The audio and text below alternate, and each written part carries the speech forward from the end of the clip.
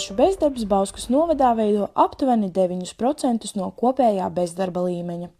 Salīdzinājumā ar citām vecuma grupām jaunieši darbu atrod salīdzinoši ātrāk, tādēļ ilgstošā bezdarba īpatsvars jauniešu vidū ir zems. Par iespējām, kā jauniešiem veiksmīgāk iekļauties darba tirgū, stāsta Nodarbinātības valsts aģentūras karjeras konsultante Elīna Januška. Jauniešu nodarbinātība Bauskas novadā ir gana labā līmenī. Protams, ka mēs esam arī tuvu Rīgai un noteikti arī jaunieši atrod darba iespējas tuvāk, tad arī Rīgā vai Jelgavā. Jā, diemžēl, ja ir iegūta tikai pamatizglītība, tad noteikti ir grūtāk jau konkurēt darba tirgū, bet tad arī ar aģentūras atbalstu ir iespējams iegūt profesionālo izglītību. Atbalstu var saņemt jebkurš jaunietis, vai tas ir reģistrēts bezdarbnieks, vai tas ir nodarbināts jaunietis jau, vai tas ir skolēns. Jebkurš var saņemt atbalstu nākot uz vietas, vienojoties par konsultāciju laiku. Tātad konsultācijas gan klātienē, gan attālināti. Galvenais ir tiešām turpināt mācības, neapstāties tikai pie pamatizglītības.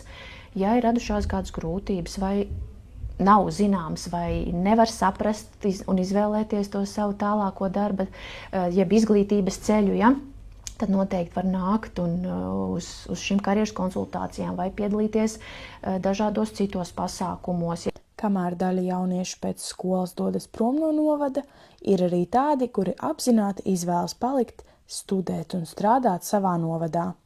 Viens no šādiem piemēriem ir Gerda, kura apvienojot studijas ar darbu, palika Bauskas novadā.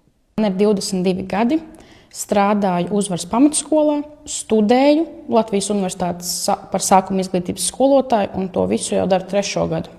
Pabeidzot 12. klasi, es nevarēju izdomāt, ko es vēlos studēt. Un tad pašās maija beigās, meklējot, sapratu, ka vēlos darīt to, kas man patīk labāk, un tas ir mācīt un strādāt kopā ar bērniem.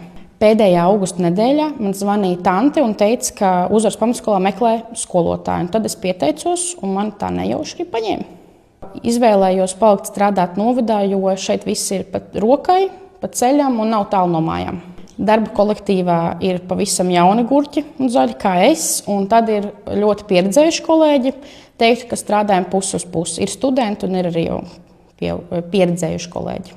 Sadarbojamies katru dienu starpbrīžos sarunājoties, viens pie otra varam vērsties. Es parasti kā jaunākais kolēģis arī dodos pie citiem kolēģiem un jautāju pēc padomu un nekad neatsaka. Meklējiet līdz pēdējam, jo, ja gadījumā jūsu izvēlētā darba vieta jūs neņem, tad gan jau šī nav īstā darba vieta un tāpēc meklējiet līdz pēdējiem brīdim.